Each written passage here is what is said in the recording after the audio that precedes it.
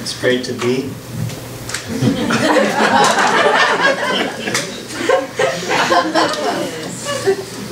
I brought you guys this is a gift. It's a late gift. It's a pun. You don't have to open it. It's a pun. It's not a great pun, but it's last minute and there's so many of you. You guys didn't give me anything, so I think it's fine, right?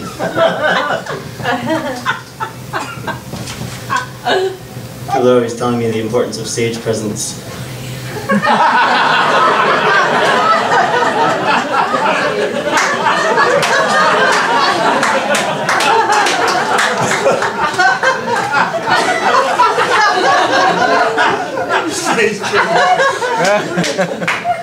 Glad you like it.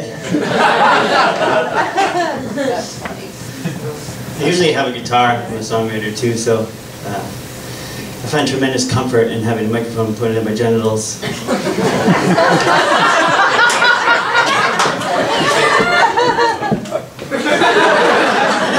You never know when they might want to chime in. What to say. Being a songwriter is a lot like being a comedian, but it's kind of like songwriting is easy. You can say anything, and if it rhymes, you know, as long as it rhymes. If you're a comedian and you tell a joke, nobody would climbs.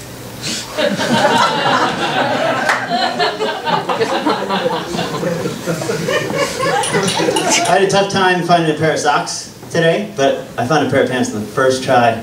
And underpants. I guess I'm just super skilled. You guys are thinking that doesn't make sense because underpants is the singular. But you know, that's what doesn't make sense really, because underpants, it should be underpant. Right? Am I right? Somebody agrees with me out there. I love to tell jokes that one person out of 100 gets. That's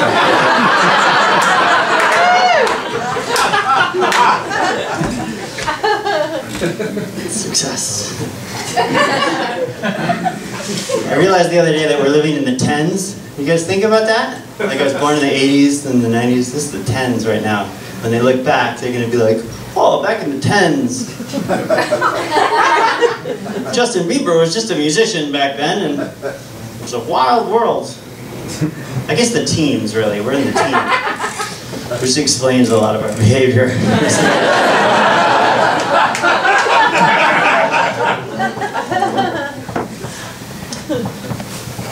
Give the century a break. It's only 16. I bet you did a lot of dumb shit when you were 16. When I was 16, I thought saloon and salon were the same word.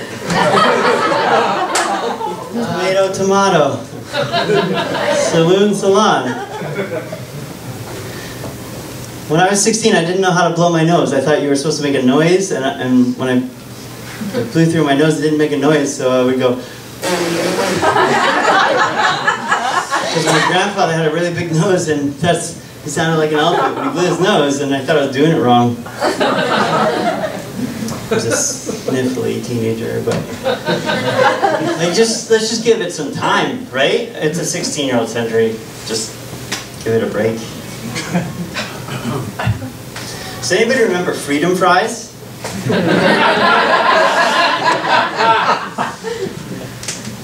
It was, for those of you that aren't that old, there was, in the Iraq War, the French decided they didn't want to participate, so the true patriots among us decided that instead of French fries, we were going to get freedom fries, which was tremendously successful.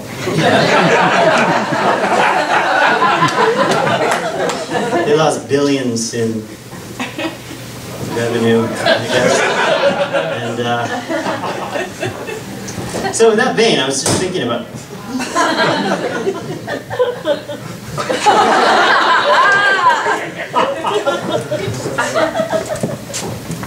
one felt left out.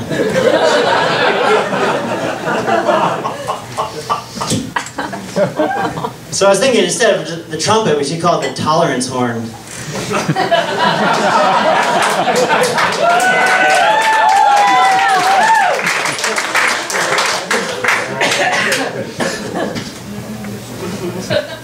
Fair enough.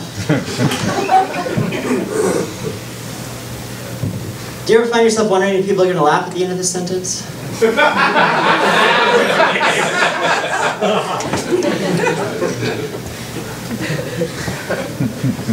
I do like to give it, look on the bright side. So I made a list of things that I learned this year. I know it's been a rough year for a lot of people, but I learned a lot. So I can tell you a few of the things that I learned. I learned that salon and saloon are actually different words.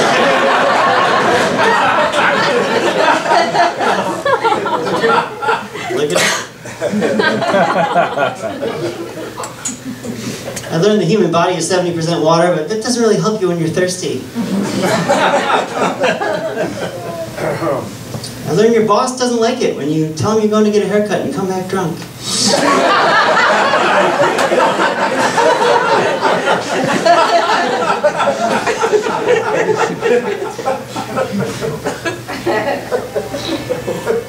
But then I realized something, and this is where it gets a little weird, and I hope you all are prepared for this, because you ever think of something, and then after you think of it, you're like, why didn't I think of that before? That's so obvious.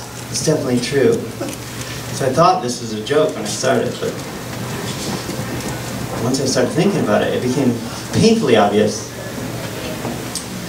that Winnie the Pooh is based on a bunch of drug addicts. Have you guys, Winnie the Pooh? So every character in Winnie the Pooh is on a different drug. Eeyore's fucked up. On what? Heroin, for sure. Of course. Right? Yeah. He's obviously on heroin. Of course. Winnie the Pooh and Piglet are both big potheads. Always have the munchies.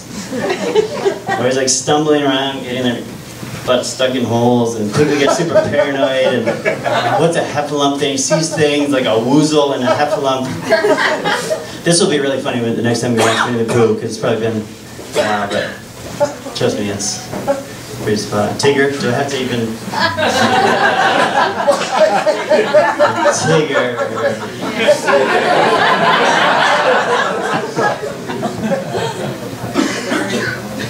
And then there's Rabbit. Rabbit doesn't do drugs. Rabbit is on the straight and narrow. Rabbit's kind of a dick, though. Rabbit used to do some drugs. But one day, this is my big realization, and I hope you're ready. One day, Rabbit dropped a shit ton of acid, way too much.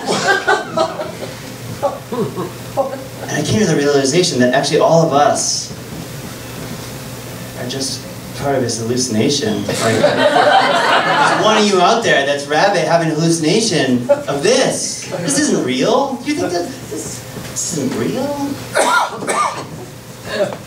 It's actually the 1930s. David Bowie didn't die. David Bowie's not a real person. He's too beautiful for that. This is real. Keith Munzel's not. Look at him. How old is he? His hair says 50, but his soul patch says 49.